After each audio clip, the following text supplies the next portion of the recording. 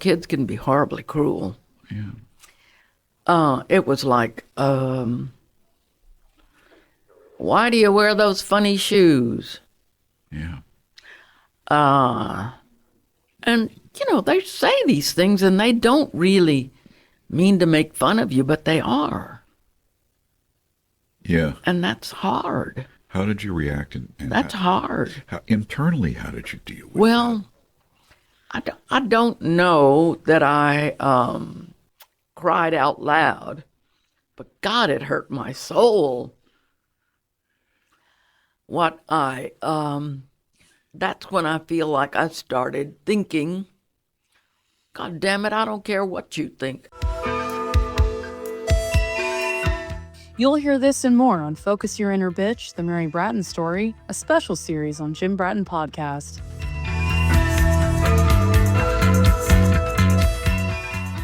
Hi, this is the Jim Bratton Podcast, and this is Focus Your Inner Bitch, Episode 3. We're here with Mary Bratton, by the way, who also happens to be my spouse and is the proponent of the Focus Your Inner Bitch podcast. We began to talk about polio last time. Yes, Jim. And I would say that this episode will tell you where I get my strength from. To focus your inner bitch. Yes. Tell me. Okay, so I told you I was in the hospital for 6 weeks. And it was around Christmas, and of course I had all these toys, and anyway, all of that stuff.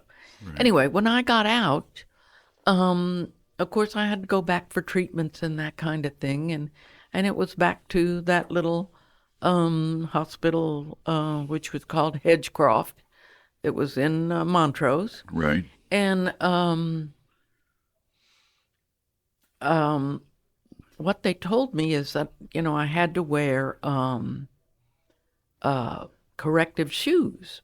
Yeah. So they sent me to a place called Newkirk's that was in the Medical Towers building in the medical center. Right. And they sent my mother and me, or us. And you were 4 years old. 4 or 5 years old. Anyway, they put me in these saddle Oxford shoes, right, which were, if I had been older or a generation before, they would have been right in style. 100 years before. 100 years, but no, not 100 years 50 years before. No, I just think a generation before. Okay. If I'd been a teenager, then the saddle Oxfords I got it. Okay. would have been. But anyway. Well, you were 4 or 5 years old. But I was 4 or 5 years old, and of course they put orthotics in my right shoe, right. And as a result, the shoe was probably about, I don't know if it was a pound heavier or what, but that shoe seemed like it was a lot heavier. And it made me, it was hard to walk with, in and with, and Do you what think have it was heavier, or that you just didn't have as much strength in that? Well, it could have been or that. A combination. It could have been I'm both sure the things. orthotics were a lot clunkier than they are now. They didn't Yes. have all the new materials and stuff to work with. No, they certainly did not. And I just felt like it was awfully hard to do whatever it is I was doing. Like walking. With those shoes. Yes, exactly. It was too clunky, too, I don't know, awful. Yeah. And I wore those shoes. Well, first of all, they were extremely expensive. I'm sure they were. And they were God, it was awful. I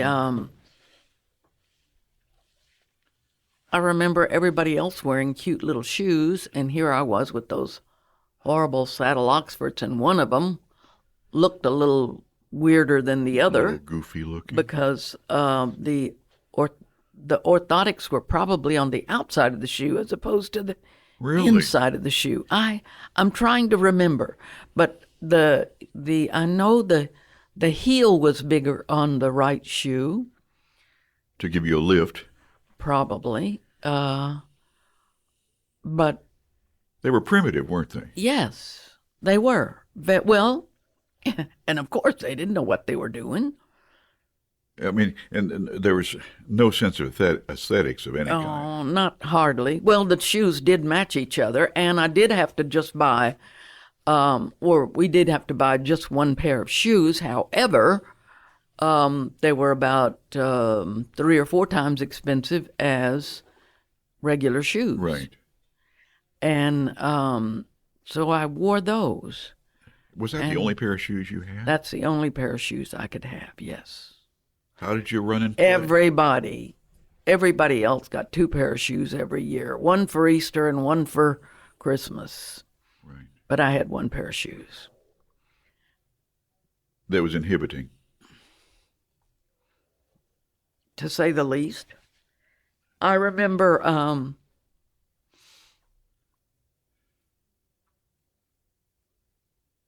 I think the very last pair of shoes that I got, instead of getting the saddle Oxfords, which was the white with the black or brown, Right.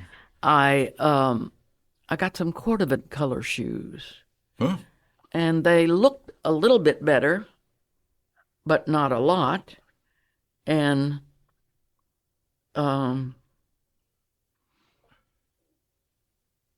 we asked at that time, if I could wear, regular shoes at the Newkirk place, and they said yes. Well, and in the meantime, you have to remember that Mother took me to several other places. We went to after we got out of the hospital at Newkirk, Hedgecroft. Right. We went to the Shriners that I remember, and somewhere else, just to see if there was anything else that could be done. Right. And no, there was nothing more to be done. So anyway, Your parents really tried to help, didn't yes, they really did try. And let's see. So the Newkirk people tell Mother that yes, I could buy or wear regular shoes, but I would probably need, not to wear them all the time. That I needed to wear the orthotics more regularly. Well, once they said it was semi-okay, I wasn't going back. That's all there was to it. Right. I wasn't. No matter how much discomfort it No caused matter what, right. I wasn't going back. So when we went to the shoe store and, they bring us, out a pair of shoes, then we realized that my feet are not the same size. That was really not called to your attention with the other shoes because it was really one pair. Yes, that's correct. What was that like when you Oh, looked my down and saw that God, your it feet was- were different sizes? It was horrible. Horrible, horrible, horrible. What do you do? And so initially we tried one pair of shoes and, stuffed the other one with Newspaper or socks or whatever.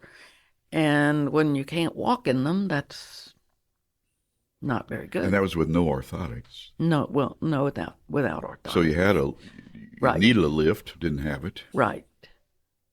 How Exactly. were they as heavy as the orthotic? No. They Well, didn't. of course They didn't. not. They didn't feel heavy They like did the not orthotics. feel heavy. So that wasn't a strength thing. That was the actual presence of the shoe that made that foot heavier.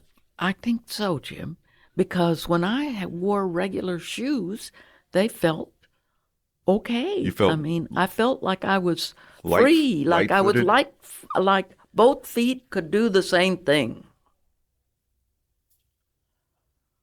when you were wearing the orthotic shoes, the Newkirk shoes,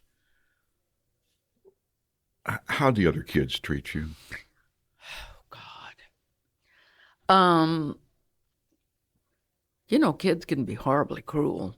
Yeah. It was like, why do you wear those funny shoes?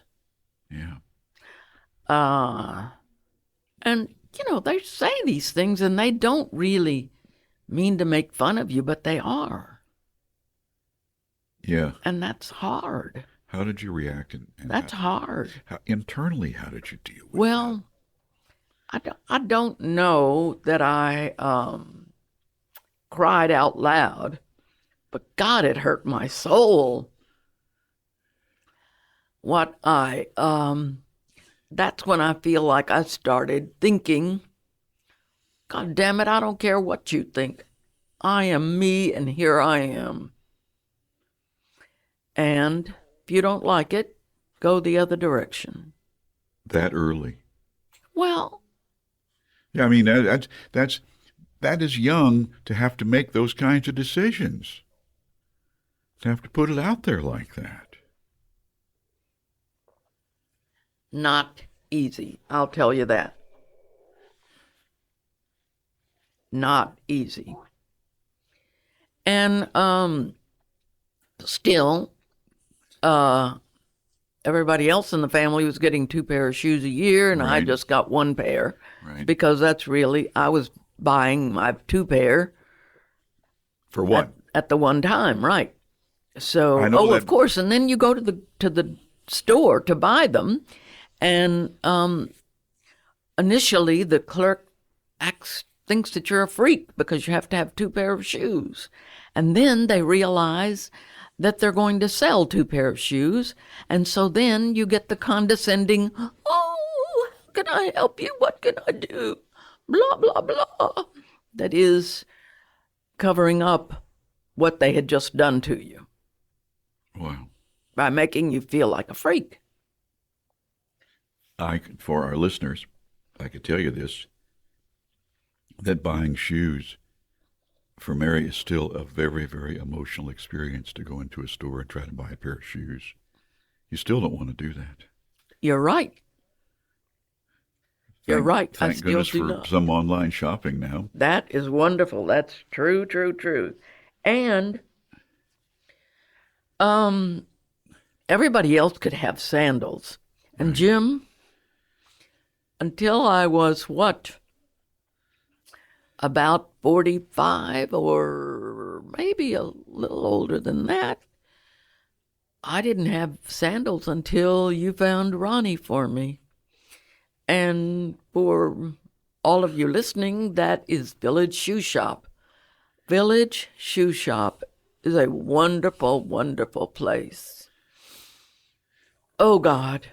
They could hand make shoes, and they helped you be able to walk. They still do. Now, Ronnie was the proprietor at the time that we went, and the main reason that we went is because I had never had a pair of sandals, and Jim found somebody who would make the sandals for me, or not make them fit and make them work for me. And that was Birkenstock. They built them on the Birkenstocks, yeah. And they were an authorized Birkenstock dealer, and they could take them apart and add to them and subtract from them and whatever it is they needed to do. And I still had to buy 2 pair of shoes.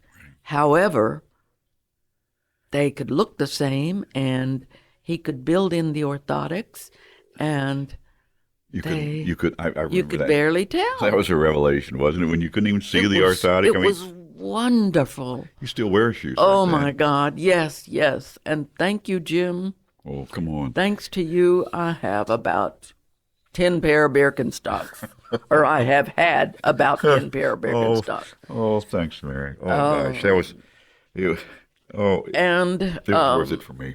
And thanks to you, yes, I have had several pair of shoes that, well, I've had several handmade pair of shoes from Ronnie that were horribly expensive. Let's see, this was when?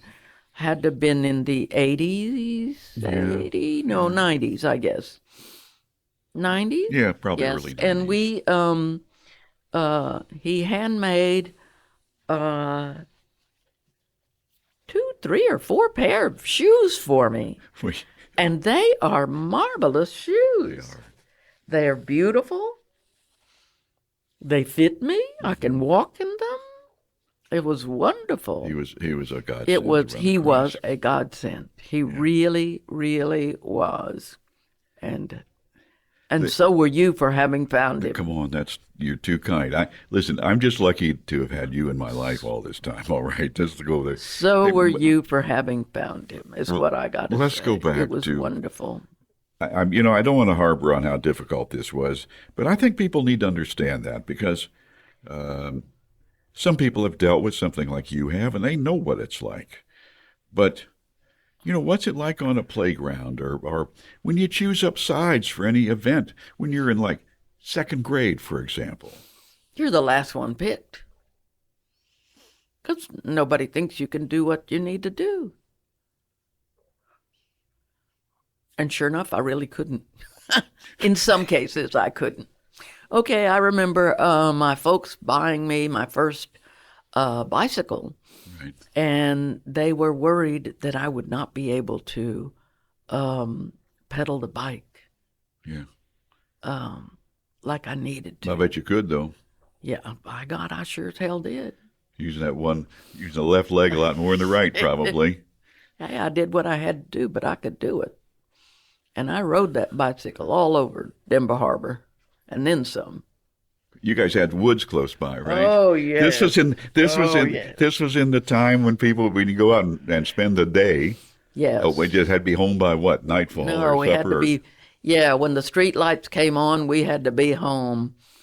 So Where all did you ride? we went. Oh my God, we rode all over the neighborhood, all over. And of course, they were building Interstate 10 then. Well, you had through the neighborhood, so we had piles of dirt we and had these everything. piles of dirt everywhere that we could ride on and jump and play. And oh God, we had a great time.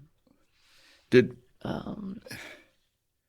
you went to a parochial elementary school? Yes, Resurrection. Do you think that was maybe a more understanding place than public school might have been? Oh no, More- they were people. The kids were still just as Judgmental. yes as ever. How about teaching staff? Oh, I think teaching staff, if they heard anything, of course it was the nuns, remember? Yeah. And we had a few lay teachers as well. But if any of them heard anybody making fun of anybody else, they would stop you. They would stop them, whether it was me with polio or somebody else that had something less. We had one girl that had lost her eye as a young child, and sometimes people would make fun of her. That was kind of sad, I thought. But if any of the teachers or the nuns would hear any of that, they would of course stop people. They'd shut it down. Shutting it down. But hell, kids are kids, and they're going to say whatever it is they want to say in private, or where the person that they're directing it to can hear it and not anybody else. Yeah. When you develop this, I'm going to do, you need to take me the way I am, period. Hell with you attitude, if you didn't like it. I do remember that. By the way, you carried that into adulthood. I have. I certainly did, and God damn it, I do it now. Yes, I recall from during the courtship that you were pretty independent. Did you? Where are we? About 15 minutes in or so. Are we? Yeah, I think so. Let's just take a quick look. Yeah, we're 20 minutes in. Oh, well, that's enough then. We don't need to dwell on this Well, anymore. no, but I want to know because of the name of this series, Focus Your Inner Bitch, and this is talking about inner strength and cultivating that inner strength. Did you feel yourself developing that within you? Or was it just a flat out something you need? I mean, the idea that you did this consciously is amazing to me. I don't know that I did it consciously. Did you have any woe is me time in there? Oh, everybody has woe is me time, okay? But I will tell you this, and this is something that happened that kind of refreshed my memory. My precious cousin Nina, who was actually, she's my mother's first cousin, Right. or she was. I had lunch with her when a few months before she died, Yeah. and she had an arm that didn't quite work right, and we talked about that, and she said, "I'm sure you remember." So I think it's a Villa Gomez thing, okay? She said, "I'm sure you remember if when you felt sorry for yourself, your mother would say, get over it. You got to learn to deal with it. Get over it." Yeah. And you did. Do you think there needs You got to go forward. You got to live with this. You get over it. And she reminded me of that. Do you think there needs to be more of that today? Well, of course. What do people say? Do you find that people just aren't willing to embrace that? No. Oh, why? When you can blame it on somebody else. Right? So your advice at the end of this episode would be, Get over it. Mary Bratton, thank you for being my spouse for all these 44 years. And thank you for having this conversation. You know, I've mentioned this before, but this eye-to-eye conversation, that's worth a lot to us right now. So, listeners, if you gain something from this great, recognize that Mary and I gain every time we do this. This is Focus Your Inner Bitch, and this is the Jim Bratton Podcast. Thanks, Mary. This has been Jim Bratton Podcast. We hope you have enjoyed, been inspired, informed, angered, or otherwise emotionally stimulated. This is your booth announcer, Sierra Sakel.